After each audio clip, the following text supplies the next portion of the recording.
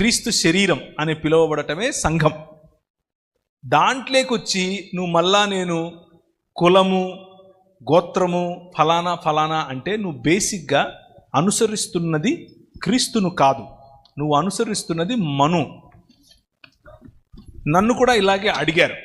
నేను మా పిల్లల్ని తీసుకెళ్ళి జాయిన్ చేయటానికి వెళ్ళాను స్కూల్లో. సార్ మీ కులం చెప్పండి అన్నాడు. ఎందుకు నీకు అన్నాను. రాయాలి సార్ అన్నాడు. నాకు లేదురా అన్నాను.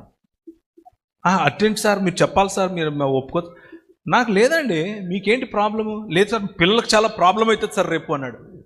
నా పిల్లలకు కదా ప్రాబ్లం, నీకేంటి ప్రాబ్లం? నేను చెప్తున్నాను నాకు కులం లేదని, నువ్వు జనరల్ అని రాయి అక్కడ అన్నాను. సరే సార్ మీ ఇష్టం అన్నాడు, రాశాడు. ప్రతిఘటించడం నేర్చుకోవాలి. తల ఒగ్గేంత వరకు ఈ సిస్టమ్ అనేది అలాగే తల వంచు.